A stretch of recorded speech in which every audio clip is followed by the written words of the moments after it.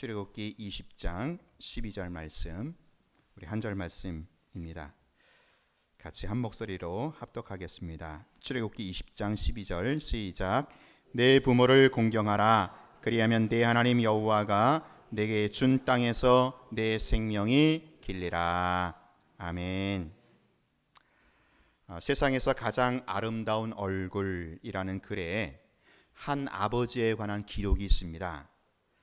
그 아버지는요, 심한 얼굴 화상으로 자식들을 돌볼 수 없어서 아이들을 그만 고아원에 맡겨두시고 시골의 외딴 집에서 홀로 살지 않으면 안 되었습니다. 남매는 아버지가 자신들을 버린 것으로 여기고 아버지를 원망할 뿐 그 아버지를 찾지도 않았습니다. 아버지가 가장 절실했던 결혼식 때에도 아버지는 여전히 모습을 나타내지 않았습니다. 그러던 어느 날 아버지가 돌아가셨다라는 소식을 듣게 되었습니다. 당연히 아버지의 죽음 앞에서도 별다른 슬픔이 있을 리 만무했습니다. 마을의 노인 한 분이 문상을 와서 아버지가 평소에 버릇처럼 화장은 싫다고 하셨으며 뒷산에 묻히기를 원하셨다, 그렇게 알려주었습니다. 하지만 자식들은 아버지를 산에 묻으면 기일이나 명절 때마다 찾아와야 하는 그 번거로움 때문에 아버지를 화장해 버렸습니다. 그렇게 아버지를 화장하고 돌아와서 자식들은 그 아버지의 흔적이 배어있는 물건들을 다 모아가지고 그 마당 한편에서 불로 태우기 시작했습니다. 마지막 책들을 이렇게 이제 불 속에 집어넣다가 그 첫눈에도 아주 소중하게 보이는 노트 한 권을 이렇게 집어들게 되었습니다. 아버지의 일기장이었습니다. 아들은 거기서 처음으로 아버지가 왜 보기 흉한 얼굴을 가지게 되었는지를 알게 되었습니다. 아버지의 얼굴이 그렇게 된 것은 바로 자식들, 자녀들 때문이었습니다. 일기장의 마지막은 죽은 아내와 아이들에게 쓰는 편지로 끝을 맺고 있었습니다. 여보, 그날 당신을 업고 나오지 못한 나를 용서하구려. 울부짖는 어린아이들의 울음소리를 뒤로하고 당신을 업고 나올 수가 없었다오. 이제 당신 곁으로 가려고 하니 날 너무 나무라지 말아주오. 덕분에 아이들은 잘 자라고 있다오. 비록 아버지로서 해준 것은 없지만 말이오. 보고 싶은 내 아들, 딸에게 평생 너희들에게 아버지 역할도 제대로 못하고 이렇게 집만 되는 삶을 살다가 가는구나. 염치불구하고 한 가지만 부탁하마. 내가 죽고들랑 절대로 화장은 하지 말아다오. 평생 밤마다 불에 타는 악몽에 시달리며 그렇게 30년을 넘게 살았단다. 그러니 제발 마지막 부탁이다. 근데 일이 어찌하면 좋겠습니까? 평생 아버지만 원망했고 그 원망과 증오의 마음이 이미 화장으로 끝나버렸으니 말입니다. 우리는 뻔히 후회할 줄 알면서도 하지 못하는 것이 있습니다. 바로 부모 공경, 부모 효도입니다. 부모를 생각하면 항상 머릿속에 두 문구가 떠오릅니다. 한 부모 10자식 키워도 10자식 한 부모 못 모신다. 수욕정이 풍부지요 자용량이 천부되니라. 나무는 고요하고자 하나 바람은 그치지 않고, 자식은 부모를 복양하고자 하나 부모님은 기다려주지 않는다. 여러분, 부모님은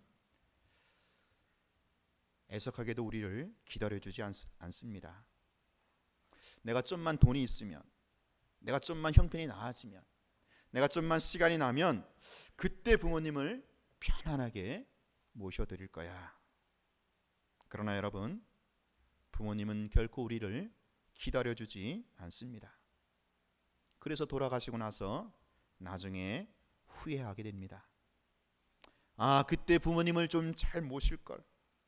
아, 그때 내가 집 산다고 그렇게 아둥바둥 떨지 말고 부모님 잘 모셨어야 됐는데. 오늘 여러분은 평소에 부모님을 잘 공경하셔서 후회하는 날이 오지 않기를 간절히 바랍니다. 여러분, 다음 두 경우에서 어느 자녀가 부모님께 효도를 잘할 것 같습니까? 여러분이 자녀들에게 있는 것 없는 것 최대한 잘해서 키워줬을 때 그 사랑을 경험한 자녀들이 부모님께 효도를 더 잘할까요? 아니면 여러분이 최선을 다해서 부모님께 효도하고 공경하는 것을 보여주었을 때에 그것을 보고 자란 자녀들이 부모님께 효도를 더 잘할까요? 아마도 이 질문의 해답은 이렇게 나올 것 같습니다. 부모님으로부터 혼신의 힘을 다해서 사랑받고 양육받은 그 자녀들은 나중에 결혼해서도 자신의 부모님께 혼신을 다하여 효도하는 대신에 자기 자식들에게 혼신의 힘을 다하여 사랑할 것 같습니다. 왜요? 바로 그것을 부모님으로부터 배우고 자랐기 때문입니다. 반면에 자기의 부모님을 열심을 다해서 모신 그 부모님을 경험한 자녀들은 이 다음에 결혼해서도 역시 자신의 부모님께 혼신을 다하여 효도하고 공경할 것입니다. 왜요? 바로 그렇게 부모님으로부터 보고 자라고 배웠기 때문입니다. 자녀들은요, 항상 부모님이 행한 대로 그대로 보고 배우기 마련입니다. 부모님을 통해서 열심히 배운 것, 부모님의 그 모범을 배우게 된 것, 바로 그것을 히브리어로 미시파트, 곧 계명, 곧 율례라고 한다라는 것입니다. 자, 그렇다면 여러분, 이러한 부모의 삶 중에서 둘 중에 하나를 선택해야 한다면 어떤 길을 선택하시겠습니까? 부모 공경의 모범을 보이는 길을 선택하시겠습니까? 아니면 자식 사랑의 그 길을 선택하시겠습니까? 우리는 과감하게 첫 번째 길을 선택해야 할 것입니다. 왜 그렇게 해야 합니까? 오늘 우리는 그 중요한 이유를 본문에서 찾을 수가 있습니다. 이 부모 공경은 십계명에 포함되어 있지만 여러분, 자식 사랑은 십계명에 포함되어 있지 않기 때문입니다. 왜 부모 공경은 십계명에 포함되어 있는데 자식 사랑은 십계명에 포함되어 있지 않을까요? 핵심적인 이유는 두 가지입니다. 첫째는 부모 공경이 인륜 중에서 가장 중요한 삶의 법칙이 되기 때문입니다. 십계명 중에서 우리가 잘 아는 대로 첫 번째부터 네 번째 계명은 하나님에 대하여 지켜야 할 계명입니다. 그리고 다섯 번째부터 열 번째 계명은 인간 사이에 지켜야 할 계명입니다. 그 중에서 이 인간 사이, 인륜 중에서 가장 우선시 되는 것이 바로 부모 공경이다라는 것입니다. 그래서 우리는 이 자녀 사랑의 길과 부모 공경의 이 두 길 중에서 굳이 하나를 선택해야 한다면 자녀 사랑은 차선이 되어야 되고요, 바로 이 부모 공경이 우선이 먼저가 되어야 한다라는 것입니다. 이 부모 공경은 십계명에 포함되어 있지만 자녀 사랑은 십계명에 포함되어 있지 않는 두 번째 이유는 이 부모를 공경하는 것은 그만큼 어려운 일이고, 반면에 자녀 사랑하는 것은 굳이 법으로 제정하지 않아도 알아서 자동적으로 하기 때문입니다. 십계명이 주어졌던 그 옛날, 그러니까 지금으로부터 약 3,500년 전에도 이 부모 공경이 그렇게 쉬운 것이 아니었습니다. 왜냐하면 에덴 동산에 인간 세계에 죄가 들어온 다음부터는 그 온전한 가족 관계가 파괴되었기 때문입니다. 그래서 부모 공경은 노력하지 않으면, 애쓰지 않으면 여러분 그게 쉽게 되지 않는 것입니다. 그러나 자식 키우는 일은 어떻습니까? 도둑질을 해서라도 그 자식을 키우지 않습니까? 여러분, 우리나라가 IMF 그 한창 때에 그때 생계형 절도범, 도둑들이 얼마나 많았습니까? 직장 잃은 젊은 사람들이 자식 우유값이 없어서 절도하다가 그 절도죄로 체포되고 그래서 훈방되는 그런 경우가 많지 않았습니까? 그런데 그 시절에 부모 공양할 것이 없어서 도둑질을 했다, 잡혔다는 그런 뉴스는 들어본 적이 없습니다. 자식 키우기 위해서는 도둑질을 해도 부모를 위해서라면 도둑질하지는 않습니다. 부모는 굶어 죽더라도 그대로 두지만 자녀 굶어 죽는 것은 그대로 참을 수가 없는 것입니다. 다른 말로 하자면 자식 키우는 것은 십계명에 기록할 이유가 없어요. 그런데 부모님을 공경하고 효도하는 것은 결코 본능이 아닙니다. 내가 노력하고 애쓰지 않으면 안 되는 것입니다. 그렇기 때문에 십계명에 부모 공경에 대하여 분명하게 명시하고 있는 것입니다. 자, 여러분, 그렇다면 우리가 이렇게 이 자녀 사랑보다 부모 공경을 먼저 해도 하나님은 우리에게 어떤 보장을 약속해 주십니까? 오늘 본문 12절 하반절에 보면 그리하면 내 하나님 여호와가 내게 준 땅에서 내 생명이 길래라.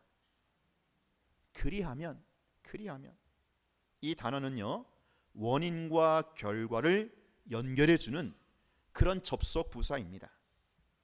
어쨌든지 간에, 하여튼 간에 그 원인에 관한 일을 했다면 어떤 인생의 난관이 있고, 어떤 어려움이 있고, 어떤 배고픔이 있고, 어떤 고난이 있고, 가난이 있을지라도, 배우자의 반대가 있을지라도 일단 부모 공경을 하기만 하면, 그리하면 꼼짝없이 다음과 같은 결과가 이어진다라는 겁니다.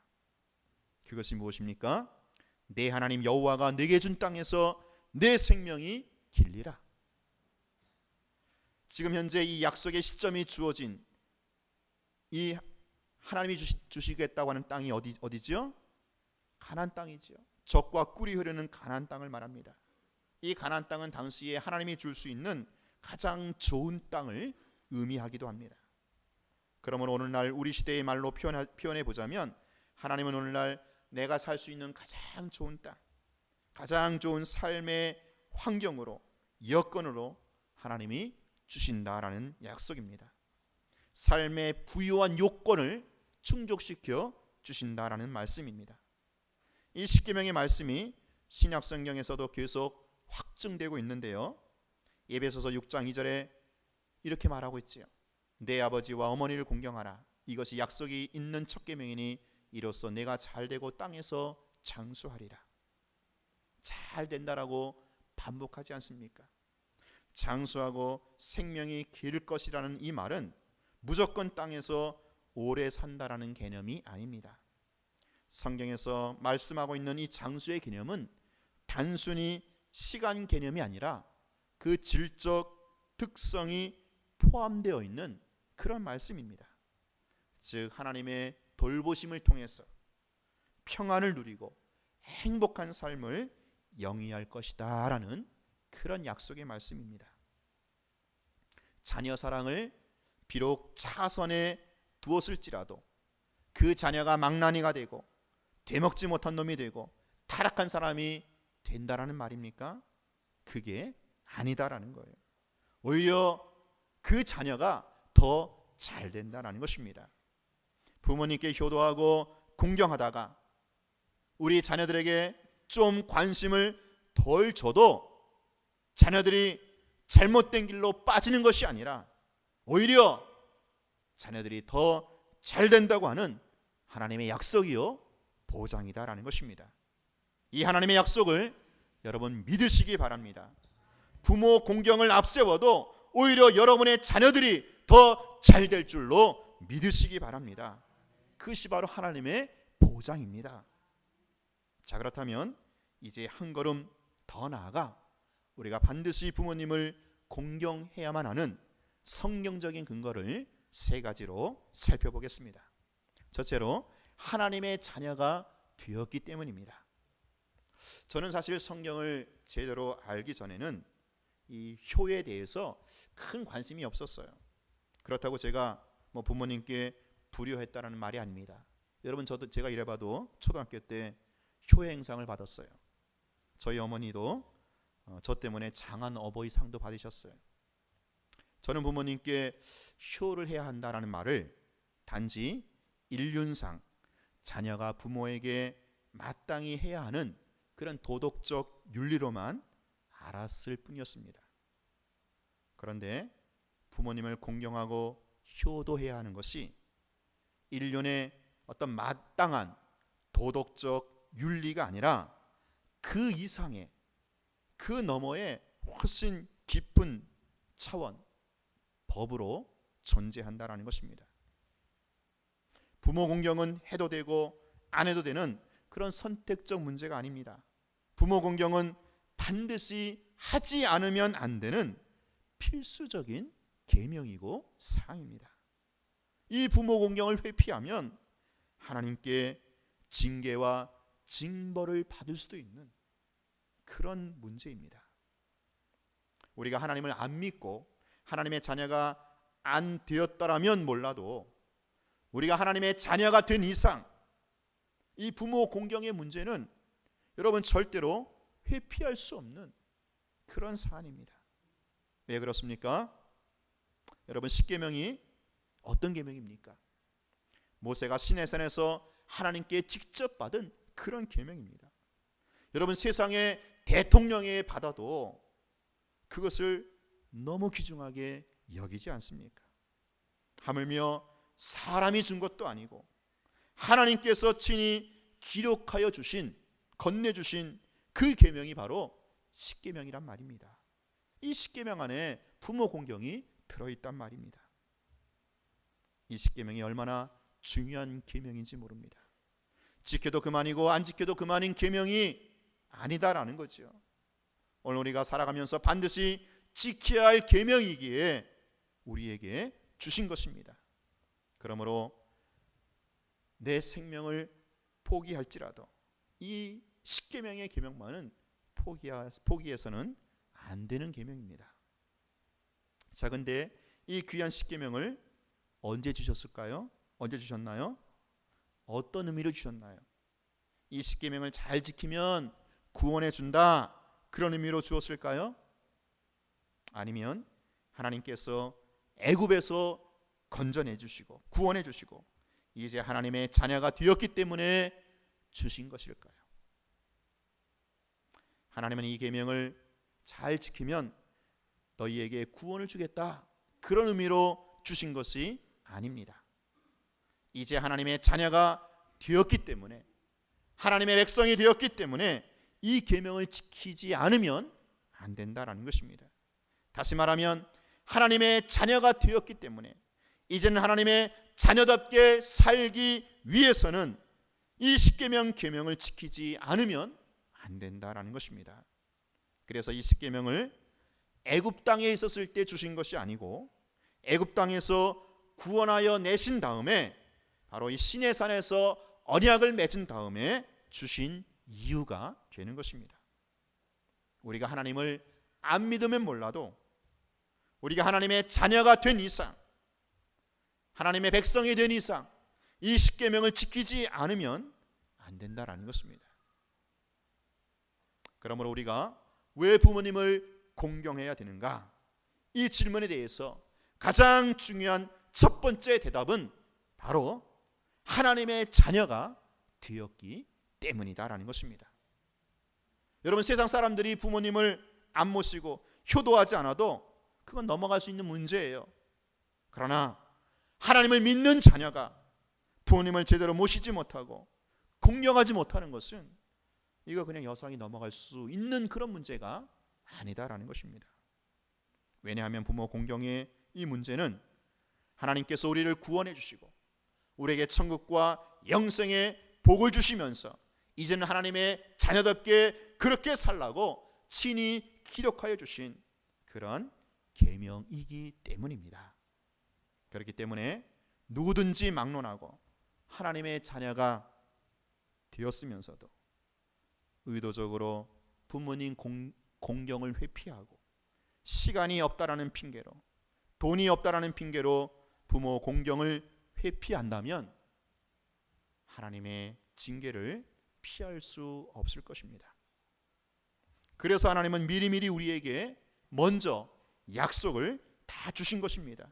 부모 공경을 먼저 하고 자식 사랑을 나중에 해도 내가 너 잘 되게 해줄게.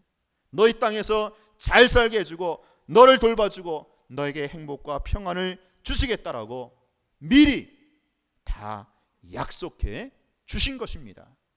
여러분, 이 약속을 믿으시고 먼저 부모 공경을 실천하시는 우리 성도님들이 되시기를 축원합니다. 두 번째 부모 공경은 하나님과 동일한 권위에서 나오기 때문입니다. 부모님을 공경해야 하는 두 번째 이유는 이 부모 공경이 하나님 공경과 동일한 권위에서 나온다라는 거예요. 부모 공경과 하나님 공경은 동등한 권위다라는 말이 아닙니다. 그러나 동일한 권위에 놓여 있다라는 것을 아셔야 합니다. 왜냐하면 성경에는 부모님도 공경하라고 명령하고 있지만 하나님도 공경하라 그렇게 명령하고 있기 때문입니다. 잠언 3장 9절 말씀에 내 재물과 내 소산물의 처음 익은 열매로 여호와를 공경하라. 레위기 19장 30절에도 내 안식일을 지키고 내 성소를 공경하라. 성경에서 공경하라, 공경하라의 그 대상은 크게 둘밖에 없습니다. 바로 하나님과 부모입니다. 그러나 이 하나님과 부모가 사실 얼마나 천지 차이가 나는 그런 존재입니까? 하나님은 인간과 우주 만물을 창조하신 그런 분이시고 부모는 한갓 피조물 인간에 불과할 뿐인데요. 그럼에도 불구하고 왜 하나님은 부모의 존재를 자신과 동일한 계열에 속하게 하시면서 공경의 대상으로 삼으라고 명령을 했을까요? 그것은 바로 한 가정의 부모는 하나님이 세우셨기 때문입니다. 여러분, 목사가 교회에서는 하나님의 대리 통치자이듯이 부모는 가정에서 하나님의 대리자입니다. 목사는 교회에 세워주신 영적인 아비인 것처럼 부모는 가정에 세워주신 영적인 아버지입니다. 다 한결같이 그 권위가 어디에서 나옵니까? 바로 하나님께로부터 나온다라는 거예요. 왜냐하면 하나님이 가정을 세우셨고 하나님이 교회를 세우셨기 때문입니다. 지구상에서 하나님이 세운 기관은 둘밖에 없는 거 잘 알지 않습니까? 바로 교회와 가정입니다. 그래서 거기에 세워 두신 그 두 통치자, 목사와 부모의 권위는 바로 하나님의 권위와 동일한 계열에 있다라는 것을 우리가 아셔야 합니다. 부모님을 업신여기는 사람은 하나님을 업신여기는 사람입니다. 목사를 업신여기는 사람은 하나님을 업신여기는 사람입니다. 여러분, 부모를 공경하지 않으면서 어떻게 하나님을 공경한다라고 말할 수가 있겠습니까? 그런 공경을 어떻게 하나님이 인정하고 받아줄 수 있겠습니까?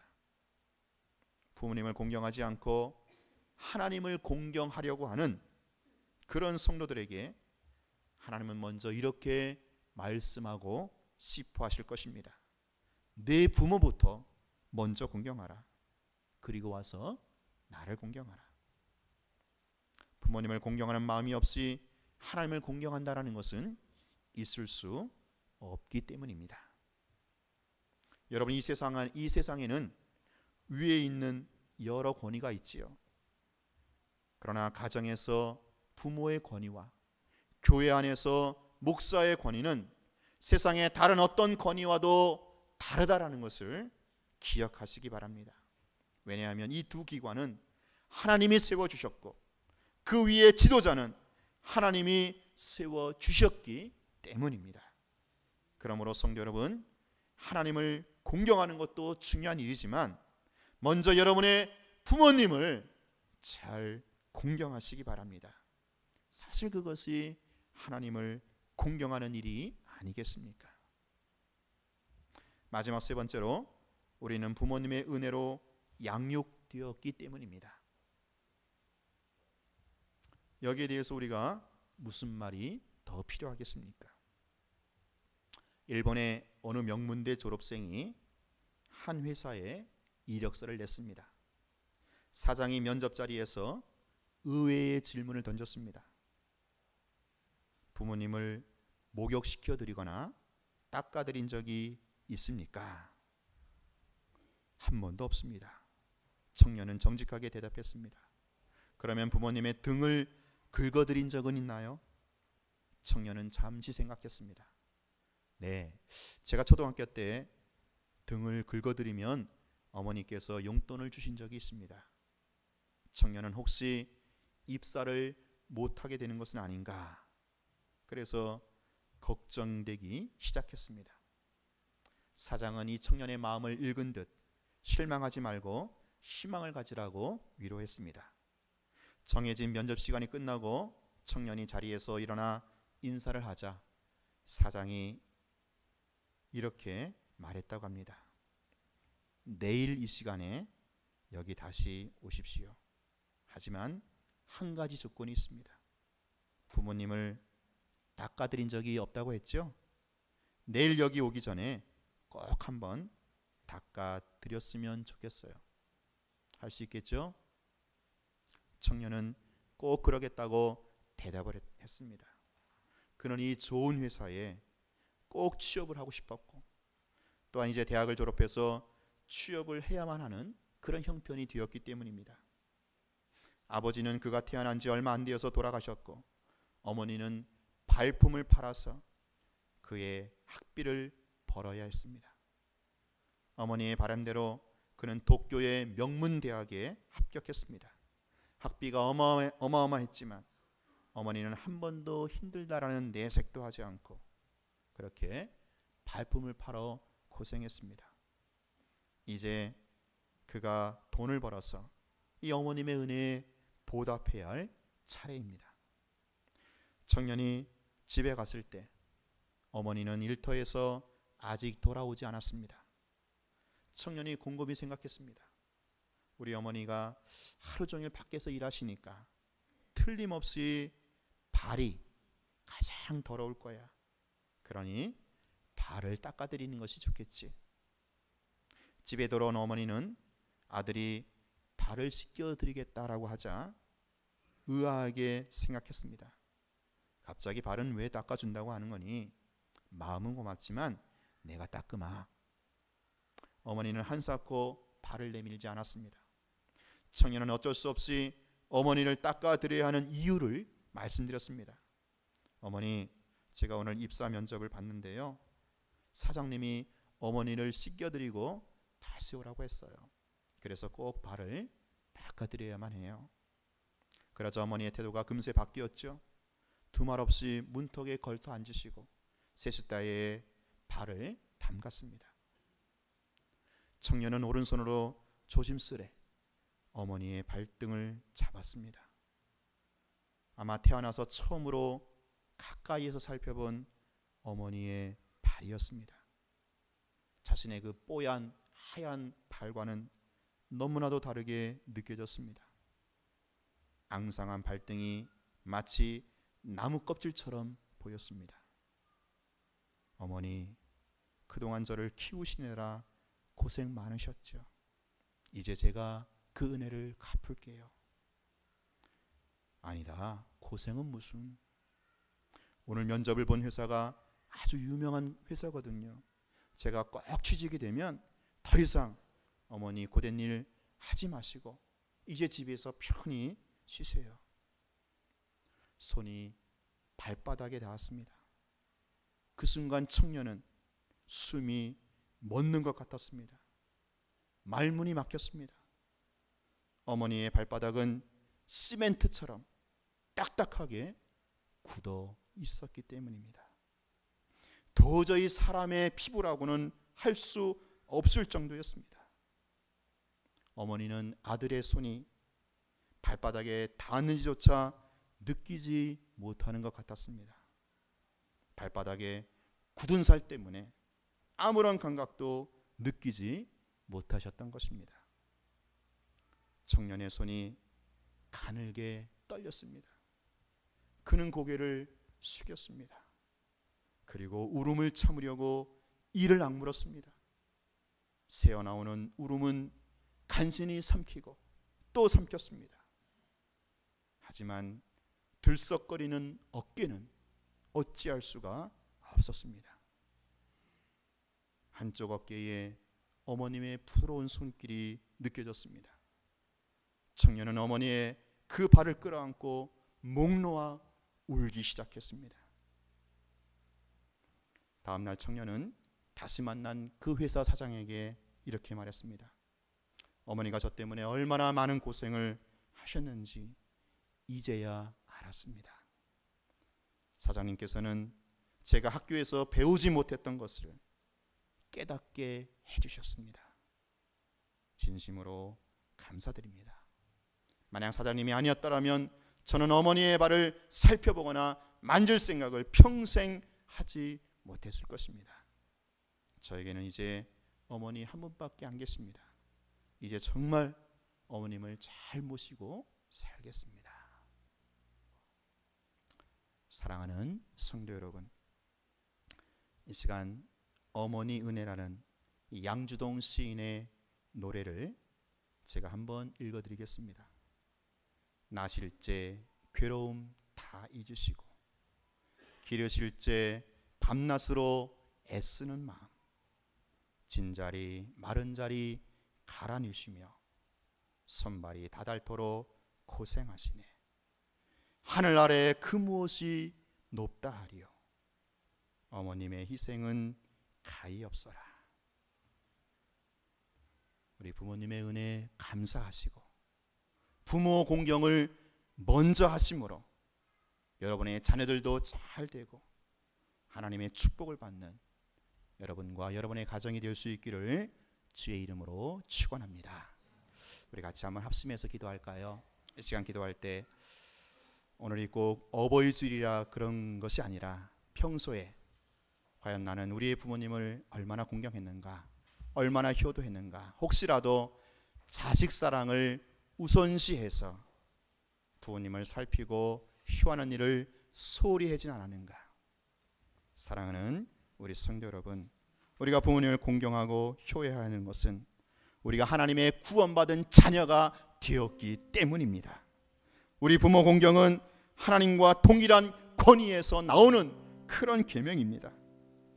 우리가 하나님 부모님의 은혜로 여기까지 지금껏 자라왔기 때문입니다. 이 시간 기도할 때 하나님, 우리 노후의 부모님들 주여 붙들어 주옵소서. 노예 인생 하나님 축복하여 주시고 이제 남은 여생 자식들을 통해서 후손들 통해서 그전에 고생하고 힘들었던 것 위로받는 축복된 인생으로 우리 부모님 인도하여 주옵소서. 내가 더 힘껏 부모님께 효도하고 공경하겠습니다. 다 같이 주여 한번 해서 부르고 기도하겠습니다. 주여. 아버지 그렇습니다. 오늘 어버이 주를 맞이했습니다.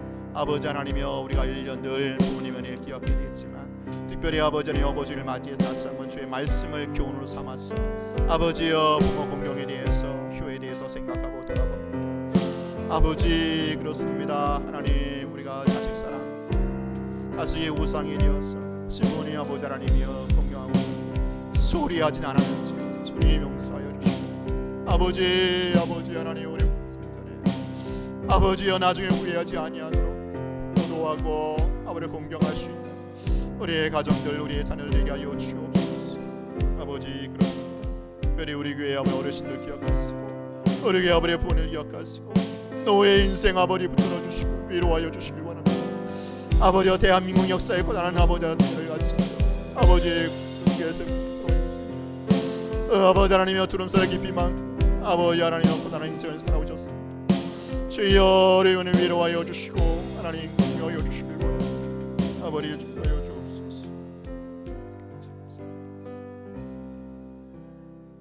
하나님 아버지, 우리가 늘 부모님을 공경하고 효도해야겠지만 특별히 어버이주일을 맞이해서 다시 한번 하나님의 말씀 계명을 근거로 하여 자식된 도리를 살펴봅니다.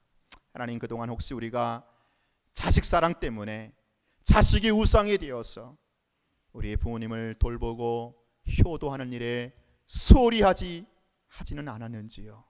주여 용서하여 주옵소서. 하나님, 우리가 구원받은 하나님의 자녀가 되었기 때문에 부모 공경은 하나님이 주신 권위이고 계명이기 때문에 우리가 진심을 다하여 부모님께 효하는 자녀들 되게 하여 주옵소서. 그간의 부족함과 불효를 털고 우리 부모님 생전에 이 다음에 후회하지 않도록 부모님 생전에 열심을 다하여 공경하고 효하는 아름다운 가정을 세워가게 하여 주옵소서. 특별히 우리 교회 어르신들, 우리 노부모님들 기억하여 주옵소서. 아버지여, 그 이마에 패인 주름살 깊이만큼이나 참으로 고단하고 험악한 인생을 살아오지 않았습니까? 이제 남은 여생 주께서 위로하여 주시되 하나님 자녀를 통해서 하나님 갚아주시고 보상하여 주시기를 원합니다. 그래요, 우리 교회에 속한 가정들은 아브람과 이삭과 야곱으로 이어지는 축복의 계대를 이어가는 신앙의 명문가를 이룰 수 있게 하여 주옵소서. 예수님 이름으로 기도하옵나이다. 아멘. 우리 찬송가